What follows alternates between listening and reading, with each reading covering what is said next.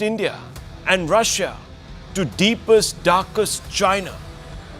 May they have a long and prosperous future together, unquote. Viewers, these are his words as they appeared on Truth Social. While Trump was posting on Truth Social, India's Finance Minister Nirmala Sitharaman was sending a very pointed message to Team Trump that is crawling with miniature versions of him, arrogant, finger-wagging, schoolyard bullies, like, for example, the pinched face, Peter Navarro. The FM, viewers, was also joined separately in a different location by the MEA. But listen in to the FM today, viewers. Brahmins are being are the ones who are benefiting out of it. Yeah, Oh, you Indians, us Boston Brahmins. Yes, Boston Brahmins. Oh, you Indians, you don't understand this Russian oil purchase is to help Brahmins to benefit of it, and you are being fooled. Exactly the same divide and rule principle which the British used here, which the imperialists used here. And even today you have the friends of the imperialists telling us, no, you know, the expression Boston Brahmin is this and not that. Who damn cares? I'm sorry. Yeah. Who damn cares? I want Indians to think for ourselves. I want those Indians who are now defending that language to get up and say, we are free from you all. Now for over 75, 80 years, we'll mind our business, we'll take care of ourselves, refrain from using these words. Should have been that voice. That not being the voice, and upar se to teach us saying, don't you know the meaning of this expression? Outrageous. Exactly. India, viewers, has totally disregarded the threats. Trump's delusions have collided with Modi's steely resolve. He had assumed that a touch of sanctions pressure would be enough to make India surrender its sovereignty. But India is a 6,000-year-old civilization. It has outlasted countless pretenders before, and it will outlast this New York felon too, viewers. And that is why Prime Minister Modi has not got into the gutter with Trump. By keeping quiet and letting his power plays do the talking, he has called Trump's bluff. Modi's Tianjin diplomacy, and those are the pictures in the middle of your screens, viewers, has reduced Trump to ranting online to save his face behind a fugue of bluster. And let's open this up because an honest conversation is needed, viewers. And I want to begin with David Sofe, who joins me. David Sofe, Trump's admission is a clear indication that he underestimated India's resilience and overestimated American power. America's looking effete. All Trump is doing is ranting online. So here's what we have here. We have the biggest democracy in the world cozying up, unfortunately, to the Chinese and to the Russians. And we could not come to an appropriate trade deal, which is unfortunate, to do with tariffs and sanctions. And it's important for your viewers to know they are reciprocal tariffs. Now, what the Chinese do is quite clever. They give you everything you need. And then... I can't believe, David Sofe, I'm sorry, I can't believe you're giving us a lecture on how a democracy... Excuse me, David Sofe, are you giving me a lecture? Are you giving Indians a lecture on the inappropriateness of a democracy cozying up, as you call it, to dictators? Do you know, or maybe, hang on, allow me to finish. Sure. Do you know that President Trump... After I've been interrupted before. Hello, do you know that President Trump calls Kim Jong-un one of his greatest pals, and he actually flew across to meet the man? Do you know that there is a dictator called Shara who's in Syria? In fact, before he's turned into the de facto dictator of Syria, he was an ISIS terrorist.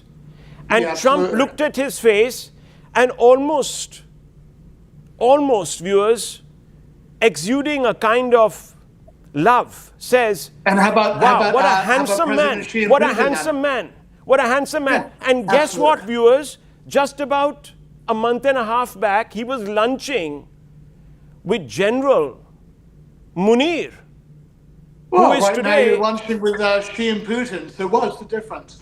No, So I at the mean, end of the hang day, on, hang on. So unfortunately, the we couldn't oldest, come- so we the couldn't come oldest to an agreement, democracy. which is unfortunate. No, David Sofer. No, I mean, sure. which planet are you on? Literally, I mean, so right now you're having lunch with Putin. You're having lunch with Putin and Xi. So don't come on here and tell me this stuff. Trump rode with Putin. How the just hell about is- You're riding with 15 Putin right days now. ago.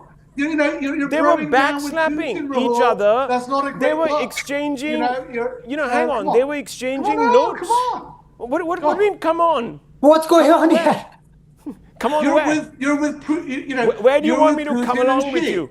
You're with Putin and Xi. So No, do you want let's me? not talk Where do about you want me to communism. go with you? Let's not What talk is about he- communism or dictatorships when you're having luncheons. Oh and my your gosh. your new access is with Does Putin this and Xi. man have amnesia, viewers? I mean, there is Donald Trump who was courting President Putin on American soil in Alaska for 3 a weeks different ago. purpose, for peace.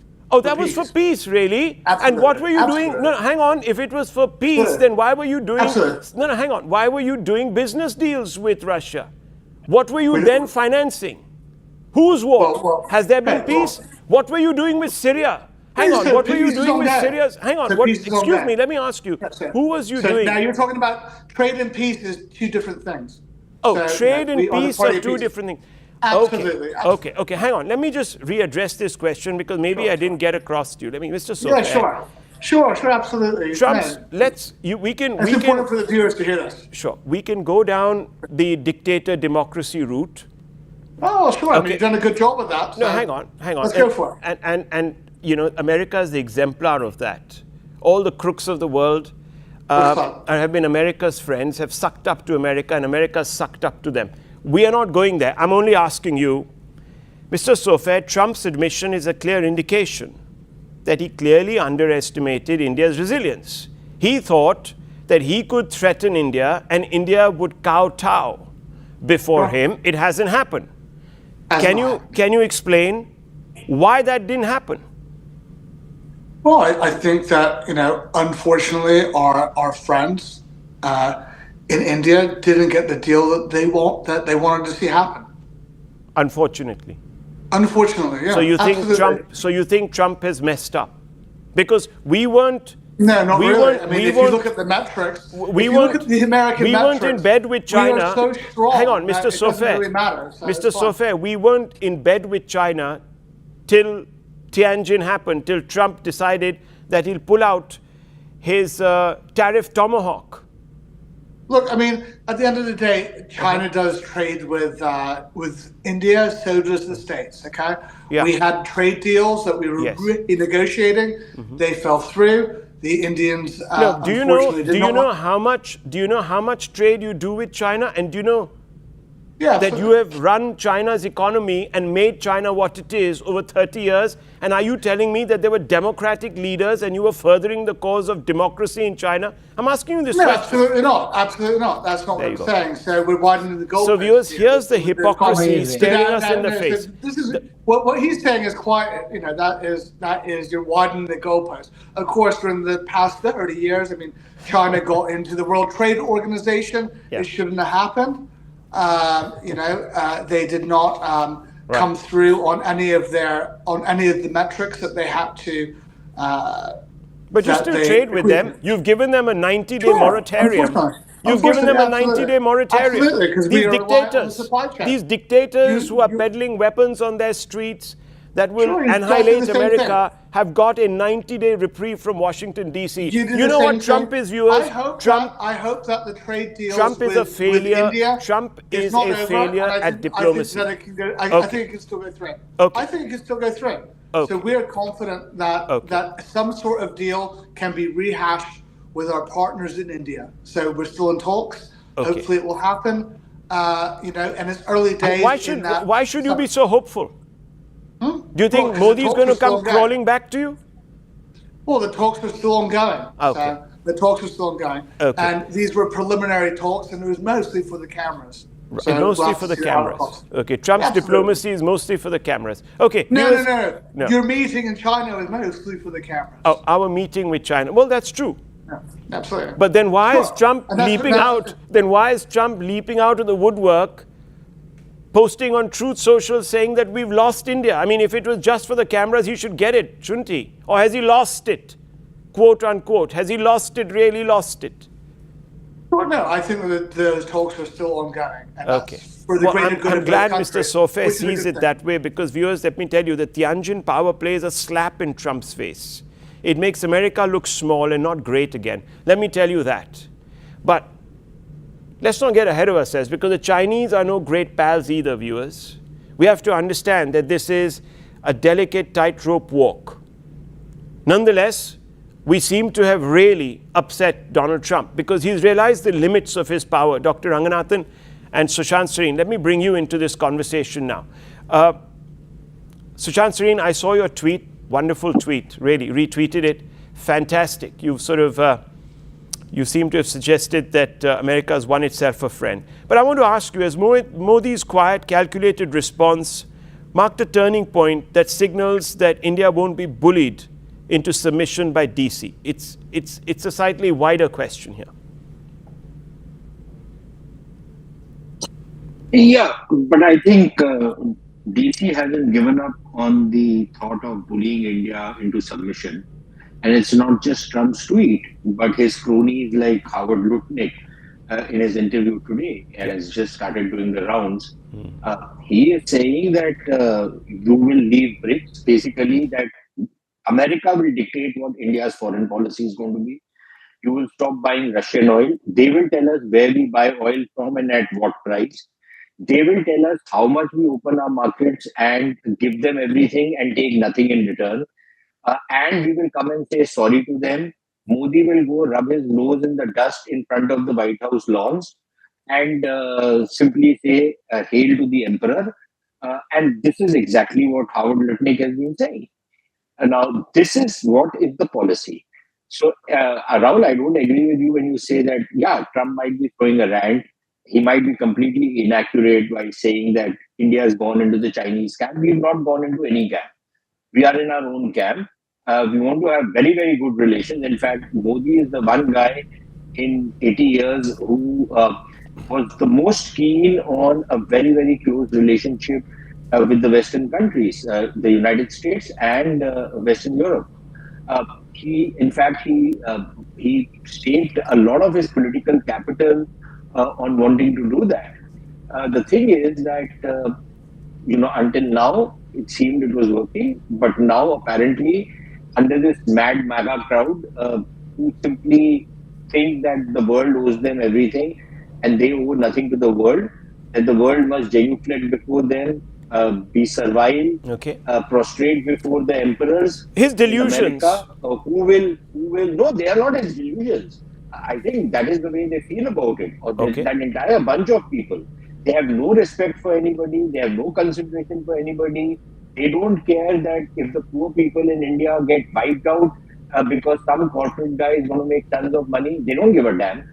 So, frankly speaking, it's a point of inflection now. Yeah, we will play it cool. We will not, descend to the level at which the MAGA crowd has descended. Yeah. And we will try and handle it diplomatically to the extent we can. But I don't really think anything is going to come out of it because, like it or not, Rahul, the Americans have decided that we are the guys they are going to bully the most, and they have declared India enemy number one. Now you can play around. No, not Americans. The Trump camp, the Trump regime, the Trump administration. Now you say that's so much rubbish you guys are talking about there. Rahul, it's like saying the Pakistani people are nice. Asim Munir is the problem. Yeah. Okay, fair enough. Look, I mean, there are different ways to look at this. And they clearly are treating us as enemy number one. Okay. So Sushant Sareen says that this is... lipstick you want to put on the pig. Okay, so Sushant Sareen says this is an instinct now that is driving pretty much most Americans. Fine, okay. But, I'm not going to argue with that. I never said, viewers, that we are now firmly going to pick one camp over the other. We can't afford to. We have to walk this tightrope walk. But the important thing is that we have stood up for ourselves, and it is really pinching Donald Trump, Dr. Ranganathan. It is beginning to drive him up the wall. He doesn't quite know what to do. Good evening, Rahul. No, absolutely. And good evening to my fellow panelists. First of all, pun not intended, David, your panelist, is being very unfair. I am agog and aghast by his expertise. Does he actually believe in saying that it's worrying that India is cozying up to Russia and China? I think that's the phrase that he used. Does he believe the rest of the world doesn't get internet or something? I mean, that we are not well versed with facts out here. The US-China trade is upwards of $600 billion every year. The EU-China trade is upwards of $760 billion every year. Who's cozying up to China? And talking of cozying up to Russia, EU is buying more Russian energy and Russian oil than India. And right now, as Putin said, ever since Trump came, the Russia-US trade has increased by 20%. US continues to buy Russian oil. What are you talking about? That we are What causing are up you talking to. about? So Please. Let him finish. Let him finish. Now, listen. I Let him heard finish. about- No one spoke over you. Mr. David, Sofair, don't be unfair. No one spoke over you. Please let them finish their point, please. Yeah. Yes, Don't get triggered. It's okay. Yeah, just don't get We're rattled. Wait for democracy. your turn. You've been ruthlessly exposed, I think. But congratulations are in order because the successor of Peter Navarro has been discovered on this panel right now. Look, now let me come to the thrust of the topic, Rahul, and it's very important. The fact of the matter is, as you correctly put it, Trump is behaving like a spurned lover. He is, trust me, one night away from writing a letter to Modi in his blood, or maybe knowing Trump, use Peter Navarro's blood. Modi's SCO arrow has hit bullseye. The optics of Modi with Putin and Xi has shown the bully his place. His puny cranium is not able to comprehend why. When the EU and most of Latin America has succumbed to his bullying, why is Modi standing up to him?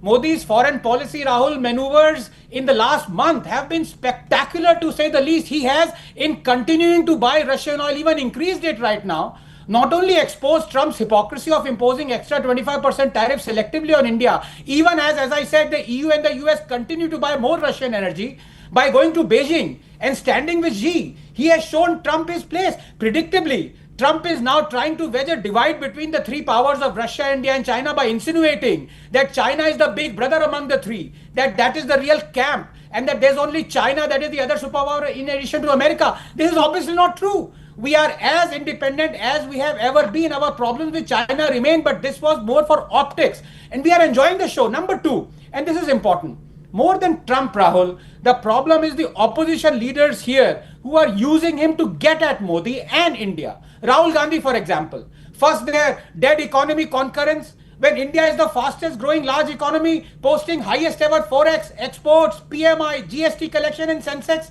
and now Stalin concurring that Indian elites were profiteering from Russian oil. Not only is this strategy of opening the gates from the inside shameful, it could be further from the truth. Let me explain. Number one, Tamil Nadu's Chennai Petroleum Corporation Limited has been refining 80,000 barrels per day of Russian oil over the past 2 years and then distributing half of it, 40,000 barrels per day, locally inside Tamil Nadu. Those profiteering from this are not elites but ordinary Tamilians.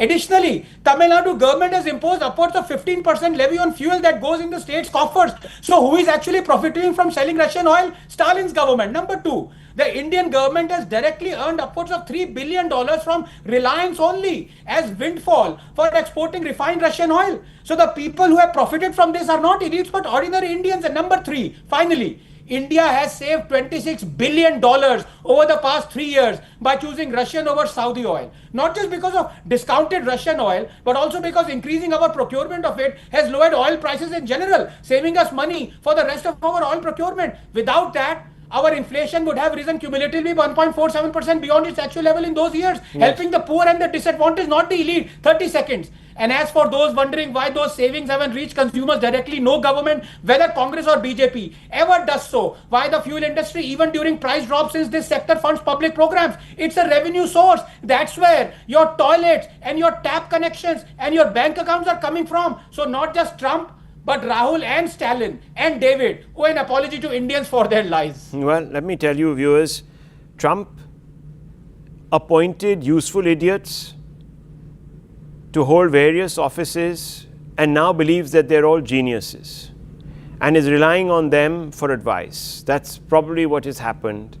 And he did not see this coming. He's been caught completely off guard. He cannot imagine that India, a country of, I don't even want to use the epithets that he once used to describe us, viewers, has a spine. And now he's flaying about. But viewers, it's not just Trump. And thank you, gentlemen, for joining us this evening. It's not just, and I want Dr. Ranganathan to stay on. It's not just Trump. I just wish that apart from India, some others had also stood up to Trump. But that's not quite been the case. Now, let me tell you, viewers, you're going to see some visuals on your screen.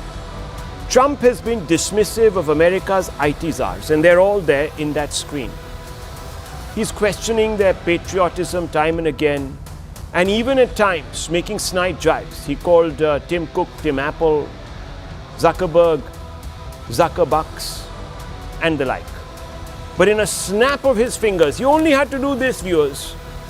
He had these big names eating out of the palm of his hands or his plate at the White House. They're all gathered there, viewers, fawning over him as if he is God and having dinner with this man. Worse, these czars sang his praises too, especially Satya Nadella, who congratulated Trump for his tariff diplomacy and efforts to boost America's IT sector by putting it first, viewers. Listen in to some of these praises that were sung for Trump. I think that everything that you're doing in terms of setting in place the platform where the rest of the world can not only use our technology but trust our technology more than any other alternative is perhaps the most important issue. And you and your policies are really helping a lot. So thank you very much. I want to thank you for setting the tone such that we could make a major investment in the United States and have some key manufacturing, advanced manufacturing here. I think that says a lot about your focus and your leadership and your focus on innovation. I also want to thank you for helping American companies around the world. Viewers, the praise is a stinging reminder that money at the end of the day knows no morals. The irony is that Satya Nadella went to the United States from India. Today, Trump is closing that door. And it's not just Satya Nadella, there's also Sundar Pichai, and there were 3 or 4 other Indians, Americans, Indians who had left this country for whatever reason to pursue careers abroad, made it very big in America. Perhaps even use the H-1B visa. Silicon Valley is built on H-1B visa policy. The genius of Indian and foreign IT students like Nadella, like Pichai, and others. These companies have made it big in part because of the profits they made on the back of the hard work put in by workers in countries like India in back offices. The numbers on your screens show these countries buy the various brands from Amazon, Apple, Google, Microsoft, and Meta. All of them have collectively raked in annually 2 lakh crores from India. For this, they have an obligation to India, viewers, because who's working for them are Indians. But not one of these czars told Trump to stop India bashing and that crazy tariff offensive against our country. Is India only an ATM, an automated teller machine that pumps out cash for these companies? Do they have no concern for Indians who are getting displaced every day because of Trump's tariffs, viewers? Clearly not. They just see us as useful resource, bodies. And I have to ask a fundamental question. Did they trade India just for an invite? Is this what it's come down to? And Dr. Ranganathan, look, I don't want to make too much of these folk who left us, but clearly they owe something to this country at some level. I mean, they haven't gone there and had a DNA transplant, have they? Have they become more Americans than the Americans? A couple of points out here, Rahul. First of all, I hold no grudge against anyone going anywhere if one believes that you're bettering the world, and which is what I truly believe that anyone, especially people belonging to science and engineering, do, given that the benefits, of their discoveries help the world in general, help Indians as well. So I don't believe in this brain drain like a lot of other people do. Having said that, it is also true that these people are the first to have their spine melted, like, as Tehseen says, chocolate eclairs. Their primary interest always seems to be, profit or making money. So, and we've seen it possibly across the board. Very few businessmen in America right now are standing up to or disagreeing with some of Trump's policy. At least the big five that you showed that are earning 2 lakh crores from India, none of them, including Tim Cook, who's supposed to be, the woke emperor, or, the new age one who will disagree and, died in the wool Democrat. None of them have disagreed on even a single issue with Trump, including immigration, including tariffs, including all those things that Trump has been doing, running haywire. So they don't have spine, that's absolutely clear. Maybe Trump has files on them. Maybe half of them were on the Epstein Island. Who knows? I can see some of the pictures that you just showed, and 2 or 3 of them are conspicuous by that. So one never knows. But the fact of the matter is, I don't care what they say or don't say about India. What I care is what my leaders are thinking about right now and opposing Trump. And I'm afraid my opposition leaders have shamed India. I said so about 10 minutes ago.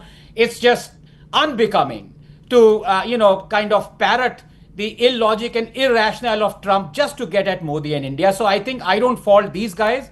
They are possibly now naturalized American citizens. Good luck to them. But I fault us. We have to stand up, and we have to congratulate Modi for standing up to this bully. A month ago, everyone was talking about Modi has surrendered, Narendra surrender. Who has surrendered now? Yeah. So, let it dawn on us that I don't care what, Satya Nadella or Pichai or Bill Gates or any of those guys say in favor of us. I want our leaders to stand up to this bullying. And some of them are. I want all of them to stand up. And, viewers, I'm going to leave it at this, because I think these are wise words. The fact of the matter is, it's not just about standing up anymore. It's also about creating. We've got to create the Googles here in India now, viewers. Otherwise, we're always going to lament someone else not fighting our battles. And that's the big problem. And there are battles being fought, viewers, on ideology throughout this country. And we need to come together now and set aside those battles. But viewers, I'm going to turn our attention to an important development that is taking place in Bengal.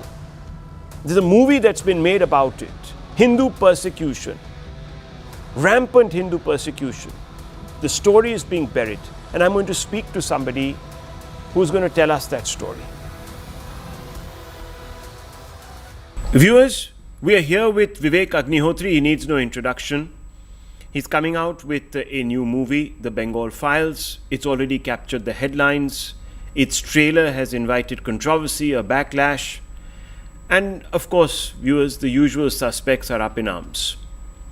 But we're here to actually have an honest conversation with the director on certain issues that he's been closely identified with. And thank you very much for speaking with me, Mr. Agnihotri. It's always a pleasure. I love your candor.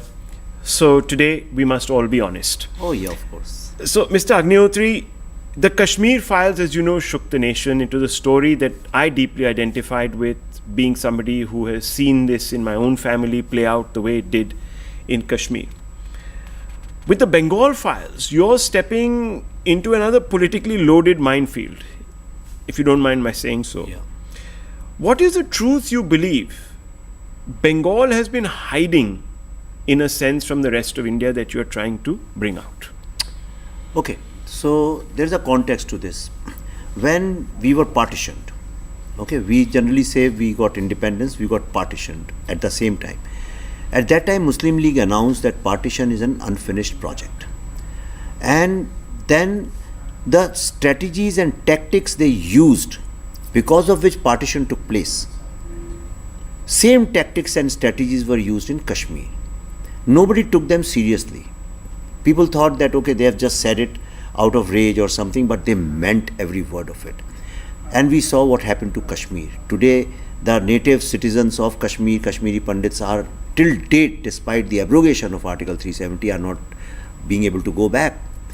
And what I observed in Bengal, that the same strategy and tactics because of which Bengal was partitioned twice in 1905 and 1947, they exist, though in pockets, but they do exist.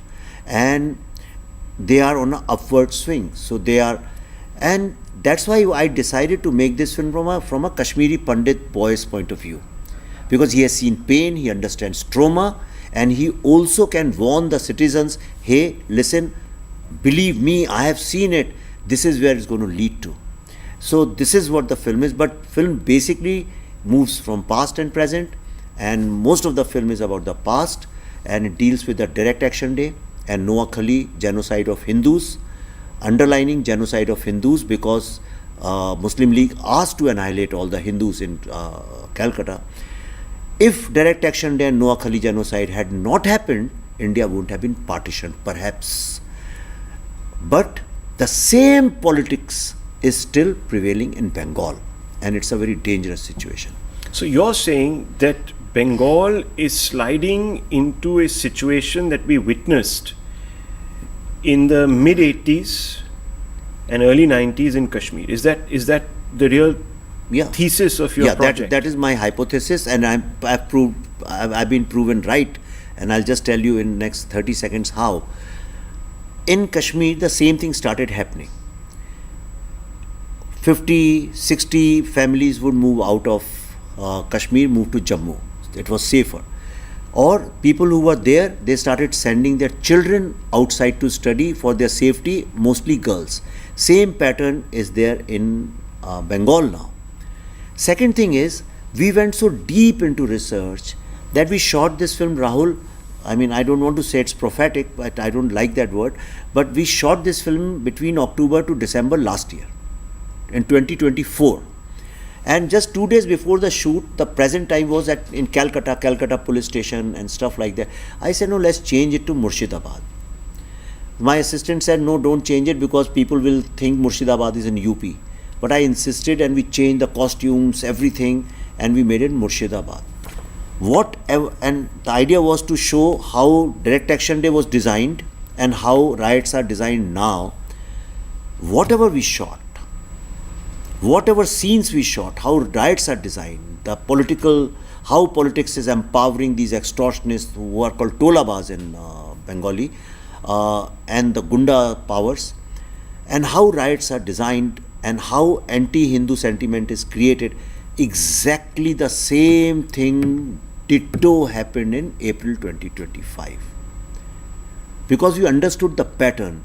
And again I am saying, I've said it a couple of times, but I am telling you more emphatically and on air, I have a prediction that what is happening in Chowbis Pargana and Indo-Bangladesh border, and the way illegal immigrants are being empowered by the state powers. A day will come in 5 years, 7 years, 10 years, like it happened in Kashmir. There will be demands they would want to separate from the sovereignty of India. It may happen. I have a feeling it will happen because on the border now there is a radicalized state, like Kashmir had Pakistan, a radicalized state. So this is a very serious film. This is no kids play. It's not, I mean, I don't want this film to get lost in controversy. I want every citizen to see it, and especially the Bengalis must see this film, and the young generation of India. So Bengal is often remembered for its intellectual legacy. Yeah. So you've had, of course, the great Tagore, before him. You've had reformers and the Renaissance, the Bengali Renaissance. Why focus on its blood-soaked partitions and identity politics then? No, the film actually is about the great Renaissance. The film talks about the great heritage and the glory, and I am so proud of Bengal. See, generally people talk as if Bengal belongs to some politician, and that's how today's most of the people in India feel, "Arey, ye to unka hai." Bengal is mine, Bengal is yours, Bengal is as much ours as anybody else's. Bengal is our great, it was the crown of civilization, it was the cultural capital of India, Calcutta. Renaissance took place in France, and this magnitude of cultural renaissance took place only in two places, France and Bengal. But we lost all that because of communal politics. a sinister communal politics, which is basically dominated by the direct action day. Suhrawardi gave the contract of killing Hindus to the underworld. Underworld was basically Muslims. When, so 46 it happened, so they suddenly tasted the blood of politics. So in 47 when we got independence, en masse these gundas and criminals, they joined the Congress party. When communists came, en masse the same gundas and extortionists joined the Communist party. When they lost, the next party came, all of them joined this party.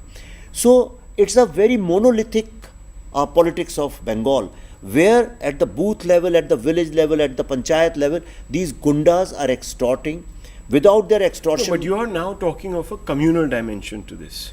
Yeah. That understand law and order, you know, one can look at the transfer of cadre, and you're right about this, it's been well documented. But when we go into a communal realm, then the suggestion is that at some level, maybe, I don't know, had the communists still been around, maybe we wouldn't have had such a problem. Yes, there was illegal immigration, but would we have seen this coalescing around identity? Yeah, communists also suppressed Hindu voice in a very different way, in a very smart, clever way. Because communists believed, and that times Congress also towed the same line. Communists all over the world believe, that's a Western idea, that whoever is in majority is the oppressor, whoever is in the minority is the oppressed.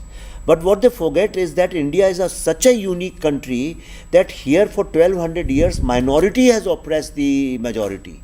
They have ruled us. They took away all our rights. Hindus. No, I'll come to that point. That's a very interesting point that you're. So I'm going to ask you to elaborate on that. But let me just come back to the Bengal Files. Now, your critics will say that Mr. Agnihotri doesn't just make films. He makes political interventions. Do you accept that charge? Yeah, they've understood me very well. That's my intention. That's my mission. I use film just as one of the mediums. I also give speeches. I made podcasts. I write books. My book is coming, The Blood Republic of Bengal, immediately in October. I do a whole lot of things. My idea is that there are lots of issues in this country which have been suppressed, and you are not allowed to talk about it, and great filmmakers, great artists also don't make films on that. I want to start conversations on them. And I also use films as powerful medium so that conversation has started. Today you see even the most intellectual leftist newspapers are writing about direct action day. Even they are questioning the role of Gopal Mukherjee or whatever, but they are writing articles. Other side is writing different articles. So there is a conversation going on. And that was my intention basically. I am just a storyteller. I can start conversation, I cannot solve it. Like Kashmir, I started a conversation. If somebody asks me why Kashmiri Pandits are not back in Kashmir, I am not a minister or a leader or a political party, I can't do that. So that's my intention. I'm glad you're honest. We started with the premise that you will be honest, and you are honest. So now coming back to that interesting point that you made about the backlash to Hindus. And, you know, there is this thing that Mr. Agnihotri has turned, has brought in this new concept of Hindu victimhood or majority victimhood. Yeah. How can a majority be the oppressed community in any country? So would you like to elaborate on this? Because this is where the charge is, that you are deliberately sort of, you know that your majority audience, if you are on the right side of them, they'll come and flock to your cinemas. No, that definitely is not the intention. We are definitely, Hindus have only one country to live, and that is India or Bharat, whatever you want to call it, right? And we have been persecuted. Why is it that every single temple you see in this country, every statue you see, which is a work of art, is broken, destroyed? Martin, you are from Kashmir, Martin Temple is destroyed. Yeah. All our heritage buildings are destroyed. Okay? So the problem is we are never allowed to talk about our pain, our struggle, what we have lost. So there's a generational trauma has built up amongst Hindus. They are not being able to voice their trauma because you are the big brother, you are the elder brother, don't say anything. Younger brother is always right, you are wrong. Arre tum bade ho, tum samajh lo is baat ko. So people are feeling suffocated. I know the ground reality. They need to voice it. And I want to express, why not? If Schindler's List can be made after so many years, look at this. Same period in 45, 46, 47, Holocaust happened. You'll never find a Jew child who doesn't know about Holocaust. You won't find an Indian child who doesn't know about Holocaust. Black slavery. Every black child knows about slavery. Every Indian child knows about slavery. When Black Lives Matter happened, everybody put black flags on their Instagram. Correct? Yeah. Every Japanese child knows about Hiroshima, Nagasaki. Why is it that our children do not know about the biggest tragedy, human tragedy of all times in the history of humanity? There was no bigger bloody partition, displacement of people, 20 million people. Then 1971, Operation Searchlight, Hindus were the victims. Why not talk about it? I have been, when a woman's dignity is compromised, we talk about her, that she's a victim. Dalits, we say, so many films are made. A film can be made on Islamic history, on Jew history, Christian history, Buddhist history. Why can't film be made on Hindu history? Because your detractors accuse you of stoking majoritarian victimhood through your provocative presentations. That's why they say that we have no problem with portraying history, but it should be accurate. Do you see this as a smear campaign, or as perhaps, I don't know, you use these phrases right now, how is it that we don't know? Maybe, you know, as I was speaking to JSI Deepak, and he was mentioning that Hindus' conscience has not awakened. So is it society's refusal to face Hindu trauma or accept it? You are right, but in Kashmir, I made film on Kashmiri Pandits' trauma. They were minority of minorities in Kashmir, right? Noakhali, 80% was the Muslim population, 20% so they were minorities. Murshidabad I have shown in my film recent, in the present times. Murshidabad again 70-80% is Muslim population, 20%, so we are minority. Yeah. This concept that somebody is a universal minority and somebody is a universal majority is the biggest, the fakest theory you can ever come with. And now coming to, why do we always think that minority means Muslims and not Christians or Buddhists? Jinnah has said it on record. I have his speech in his own voice. He says, Hindu Congress must understand. He said, Hindu Congress must understand that Muslims are not a minority in India. Muslims are the second largest majority. He has said that. And which is such a truth. And the truth has come from Jinnah. Muslims are the second largest majority in this country. So we have to stop labeling them as minority. Minority, it looks like that they are. And how come there have been Hindu genocides in India always and no Muslim genocide? Which means they are safe here. Why is it that when they are in majority, Hindus are always unsafe, not the vice versa? So we have to address, see, these are taboo subjects. People don't address them. Arey kisi ko bura lag jayega. No, so let me ask you, that's the thing. I want to ask you, every time you make a film, a section demands that it be banned, and you're facing that pressure right now from Bengali politicians. Which means I'm doing something correct. Okay, so let me ask you, do you accept that your films polarize? Or do you believe polarization is the natural outcome of speaking about sensitive issues and uncomfortable truths?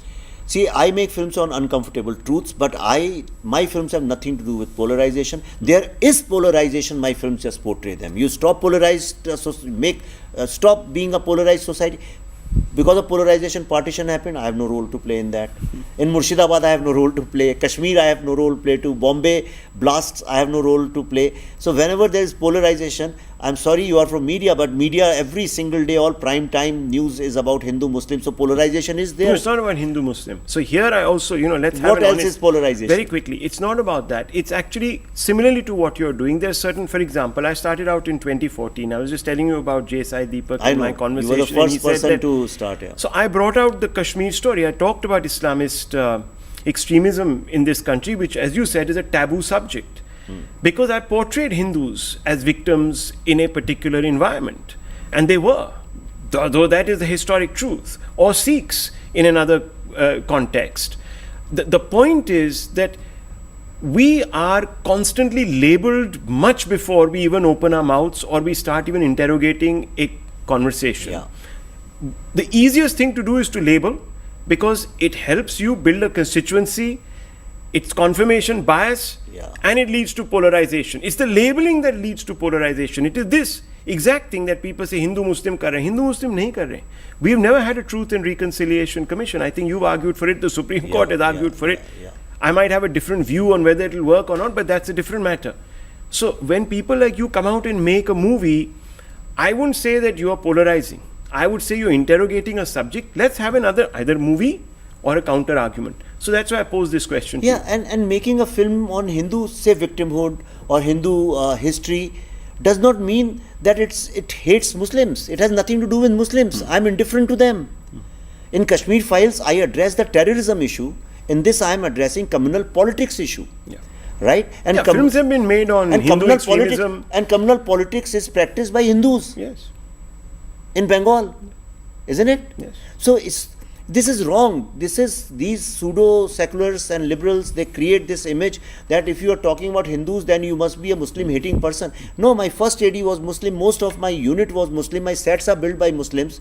No problems. In US, a lot of Muslims saw my film and they had no problems with that. Some Pakistani people saw it and they said, we didn't know. This is how Pakistan was created. That's very wrong. They told me, young boys and kids. So it's in India, your voice is suppressed if you are Hindu, and I think it's time we have to present both the sides.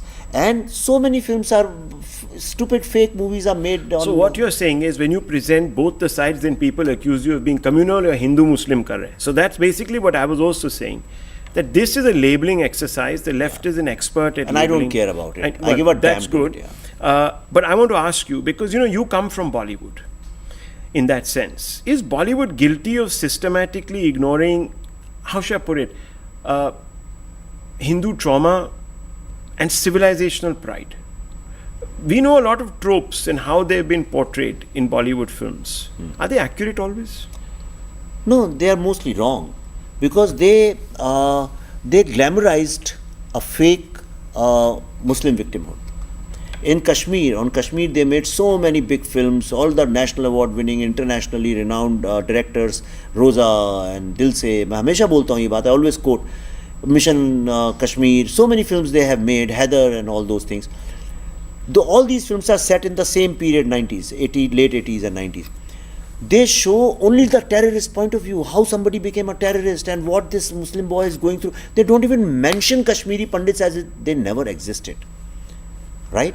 Now, don't you think it's such a, I shouldn't be using harsh words, but it's a artistic crime. No Hindu reacted. No Kashmiri Pandit said, why are you doing this?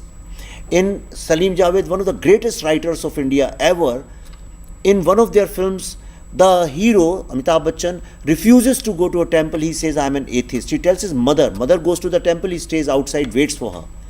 But he keeps 786 Billa in his this thing. Beautiful device. But such a subtle psychological device. So we have grown up on a cinema where he can keep 786, no Hindu reacts. But if you do the reverse, that he throws 786 in a gutter and says, I don't care about it, and Shiva saves him, all Muslims will stand up and they'll oppose this. You cannot interfere in our religion. Correct? So the collective psyche of people who have grown up, they are not aware. See, expecting audience to be very savvy about politics. So we have started believing that this is true, that Muslims are marginalized and Hindus are the oppressors. It's other way around. Demographic shift, let's talk about it, because you have built a scenario, I'm sure, through very this strongly movie. about that. Huh? Yes, so demographic shifts in border states like Bengal and Assam are deeply controversial. We know the controversies that are raging. Even the method to identify an illegal is now being questioned. The need for it is being questioned. Some people say India should be a big dharamshala. We should accept anybody. So why do you think that talking about identity or demography honestly is still treated as politically incorrect? What is going on here? Okay, I'll just give you 3 examples. Demographic change in Bengal is a serious problem. That's why I say Bengal is the new Kashmir. I'll tell you, I'll give you 3 examples. This is India Today report. Quote unquote, headline is, can create 4 Pakistans if 30% Muslims in India unite, says TMC leader Sheikh Alam. Okay. Second example, when the Pakistani delegation of journalists came to Calcutta, the mayor of Calcutta, Bobby Fareed, you know him, Fareed, what's his name? Bobby he's called. He said, come, let me take you to visit a very interesting place. And he took them to a place and he said, we have created a mini Pakistan here, you will be delighted to see it. And he took him over there. And Dawn, Pakistani newspaper, published it as a headline with photographs. Telegraph, Times of India, Hindustan, all the newspapers have. He took the journalists to show mini Pakistan. Third thing, Recently, my trailer was to be launched in a multiplex which is in one of the biggest malls of Calcutta. You know on what grounds it was cancelled? There is a lot of political pressure, and this mall is surrounded by Muslim localities, and therefore we are not safe. So these three, so demography change is the reality. It needs to be addressed, and we made this film last year. So a lot of people say that BJP is talking about demography, but people can also say the other way around, that we addressed it first and then BJP is addressing it. Because I have done deep research, 5 years of research. Our summary of research, Rahul, runs into 18,000 pages. This is only for CBFC, scene by scene, every dialogue we have documented. Then after a long process, it got approved from CBFC. So I understand what's happening in Bengal. But in most films, CBFC, when they're focused on Hindu victimhood, we see that they intervene quite strongly. Yeah, they did in this also. Yes. So, I mean, they're not a censor. Yes, they are not, but see, they don't censor anything. Yeah. They ask you to modify it. Yeah, but why? Why should it be done? Do you think it's okay? No, I don't think it's okay. I think CBFC should just give certificate. But our system is such that government is always skeptical, and CBFC has a genuine issue. I have been in the board, so I understand what happens is CBFC is not allowed to speak, being a constitutional body. And then filmmakers go to courts, and they have so many cases going against it. CBFC is not equipped to fight all the cases. So they are always wary of this, कि कहीं court में case. Their only thing they look at is court में case ना हो जाए. That's their major concern, and that's why they microscopically look at everything. Somewhere it's collective psyche, या वही नहीं, in every department collective psyche का हिंदू का रोक दो तो कुछ नहीं होगा. But you cannot touch the Muslims because it's a very sensitive issue, because they are minorities. But they are not minorities, they are the second largest majority of this country. India needs to stop. So you're saying they self-censor when it comes to Hindu issues because they realize कि there'll be not much of a consequence. Yeah, कौन क्यों करेंगे, इनको तो आदत है बेचारों को, तो इस तरह से.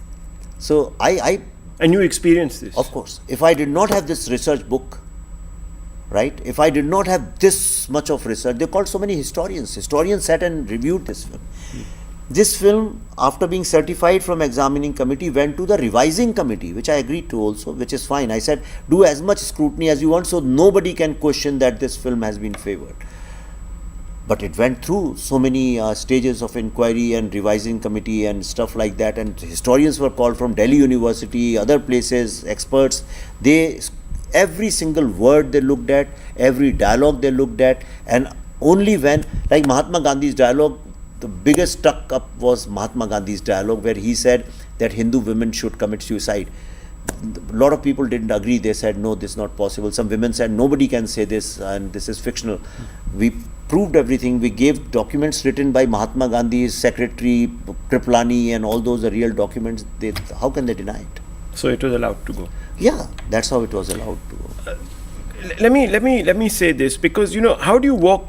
You've talked about how much research, 18,000 pages summary, of notes, summary. And summary notes. Yes. How do you walk the tightrope between history and storytelling without either whitewashing or sensationalizing? See, I have created my own format. What I do is, this is not a documentary that I can show 10 people. So what I do is I pick, my style is we do primary, secondary and tertiary research. And then whatever is most common elements or story points in all the books and stories, like what leftists have written, what right-wingers have written, what westerners have written, what easterners, what exists in all of them, we think it deems to be true, because everybody is talking about enemies. Even Pakistani books also talk about it. Yes, Jinnah said now they will be divided India or destroyed India, so this has to be true. After those elements, all I do is I pick 4 or 5 characters who represent basically the same pain, trauma or thing, and I weave them into one character. That's the only liberty in this film. The only liberty I have taken is created a fictional character called Ma Bharati, but that is a metaphorical representation of what Bharat has gone through. Yeah, which is, I suppose, creative license. Yeah, that much I can do. Yeah. My final question. Yeah, and in Murshidabad, present area, I have changed few names and all that, like Shahjahan Sheikh's case of Sandesh Khali, I weaved into Murshidabad, changing names and stuff like that. Okay. What do you want India's youth? Because I've seen you react to somebody on social media recently. What message do you think India's youth should take from the Kashmir files, the Bengal files? Do you think it should be fear, pride, or a warning? Pride and warning both. No fear.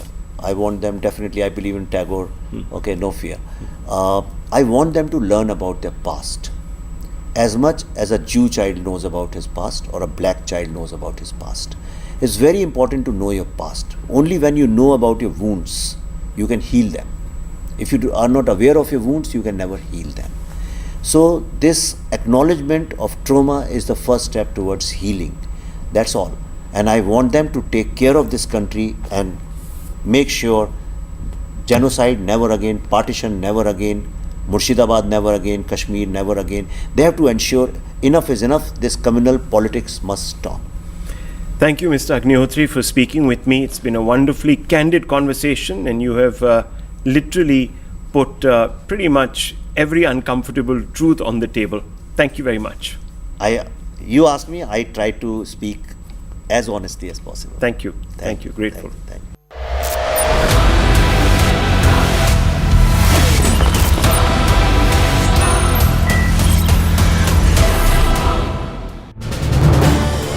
This is News18 Network.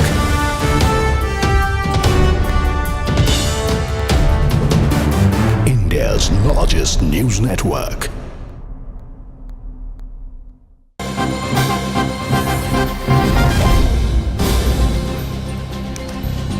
All right, getting in breaking inputs. In fact, a big reaction coming in from the US President Donald Trump, who's remarked that he has lost India and Russia to the deepest, darkest China. May they have a long and prosperous future together. One need not deep dive into what he means by that, because the recent powerful imagery coming out of China, whether it was the SEO summit or that message being sent out to the US president by the Russian President Vladimir Putin, was enough, is an enough indication of why the US President Donald Trump has made that remark. This is also at a time when, remember, the EU has reached out to the Indian Prime Minister Narendra Modi. Just yesterday, they've had a conversation, Prime Minister Modi and the EU President, with regards to ending the war in Ukraine. EU has urged Prime Minister Modi to use its good offices with Vladimir Putin to end that war. And so clearly goes on to show that the US President is under tremendous pressure. Also to do with tariffs. In fact, it's after, for the first time, that the US President, while talking about mediating certain conflicts, has omitted the mention of India and Pakistan. Remember, that was a claim he had been making throughout, ever since Operation Sindoor commenced. And this is the first time he has abstained from making that remark. But in the latest big statement coming in is that the US President has gone on to say that we have lost India and Russia to the deepest, darkest China. And that also goes on to say that the West is clearly rattled, particularly the United States, with regards to the show of strength of the Troika that was on full display at the SEO summit in Tianjin, where we saw President Putin, Prime Minister Modi, accompanied by the Chinese President Xi Jinping. To add more perspective to this big breaking input, I'm joined in by Siddhant Mishra from the newsroom. Siddhant, take us through what you are learning with regards to what could have, in fact, propelled the US president to make such a remark. Well, I think that this is Trump's way of handling the pressure which his administration has been facing, Akanksha, from last 1 week. In fact, the strategic think tankers from the Democratic side perhaps have been writing, speaking about how President Trump's tariff policy has made India pivot China and Russia. And in fact, many are saying that it was a historic blunder which he has committed. In fact, many are saying that that he has undone the 25 years of hard work that has been put by previous administrations in the United States, and perhaps to which he don't have any answer. And this is perhaps the reason that today he himself decided to accept and a kind of wordplay when he writes that we have lost India and Russia to deepest, darkest China, and may they have a long and prosperous future together. Now, along with India, he has also mentioned Russia. Now, why Russia, Akanksha? The reason is that this could also be interpreted as a failure of the Trump administration to stop the war in Ukraine. Right after the Alaska summit, there were announcements made by him that there's going to be no trilateral happening, no commitment made by the Russian side. And as far as India is concerned, perhaps, as I said, that the strategic experts have been... Siddhant, interestingly, it's also arriving a day after the EU President Ursula von der Leyen had a conversation with Prime Minister Modi. Remember, EU has vehemently urged Prime Minister to use his good offices with the Russian President to end the war. Is this also Trump's frustration of the shifting trust? Because remember, nothing, in fact, has been achieved out of the Alaska summit. And now you have EU making these overtures to the Indian Prime Minister. It's perhaps only egg in the face of Washington. Well, look, as far as the EU is concerned, then there's no doubt that India has been, very proactively taking part in speaking to both Russia, Ukraine, and the European leaders. And this has been going on not only after Trump coming to power. This has been going on since the beginning of the conflict, Akanksha. But here, how I look at it, this particular post by President Trump, is that one, he's disappointed that Russian president is not coming to the table for the talks with President Zelensky. That's the reason that he has he has mentioned Russia. And with India, I think that because he does not want to look like somebody who has committed a strategic blunder. So he is confessing himself that we have lost India to China. Prime Minister Modi going to China perhaps was the end of the relationship with India. Perhaps that is how he wants to project the future of India-US relationship. That because Prime Minister Modi went to Tianjin and there was this imagery, camaraderie between the three leaders. And after which US has lost India.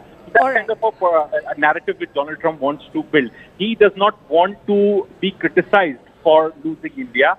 He wants India to be criticized for spoiling relationship with the United States. The Indian Prime Minister to be criticized and to be blamed for it. So, he's shifting the blame. All right. Siddhant, I'm so sorry to interrupt you there. In fact, I'm joined in by former diplomat Ambassador KP Fabian.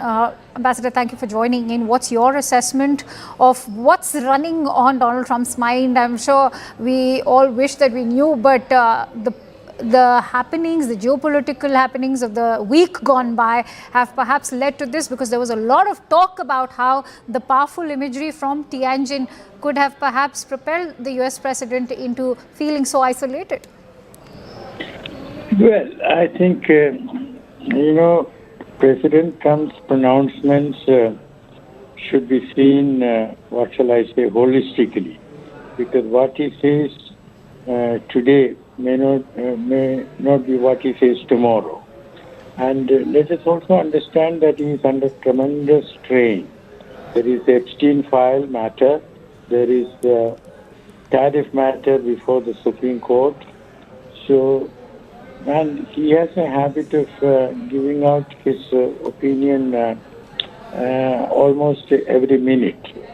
Now, I don't think it is correct to say that India and China are going to align themselves against the United States. No, that's not correct. India is following a policy of working with as many countries as possible, depending on the issue. And India is keen to work with the United States also. Hello, Namaskar. This is First Post and you're watching Vantage with me, Palki Sharma.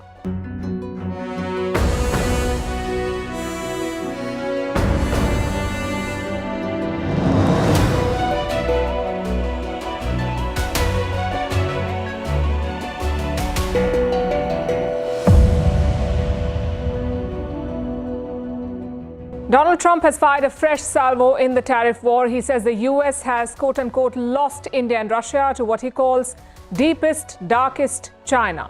Trump posted a message on Truth Social. He shared an old image of Prime Minister Modi, Vladimir Putin and Xi Jinping standing together. India has not responded. But Trump is delivering yet another loud message that he's watching New Delhi's moves and he won't pull his punches. But here's the irony. Trump says India is drifting away. The rest of the world sees something else. They believe that India is stepping up, that India is ready to serve as a peace channel in the war in Ukraine.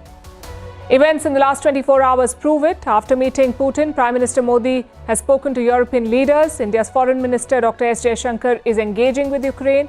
He has spoken to his counterpart in Kiev. And tonight we will decode the shifting global dynamic. We'll also tell you how Ukraine is targeting Russia's energy facilities, why big tech is trying to win over Donald Trump, how pizza orders at the Pentagon may predict the next war. Thailand has picked its third prime minister in 2 years. We'll tell you who he is and what he brings to the table. Why China is backing out of a major Belt and Road project in Pakistan and how air pollution is driving deadly forms of dementia. All this and more coming up. The headlines first. In India, Mumbai on high alert after the police receive a bomb threat warning.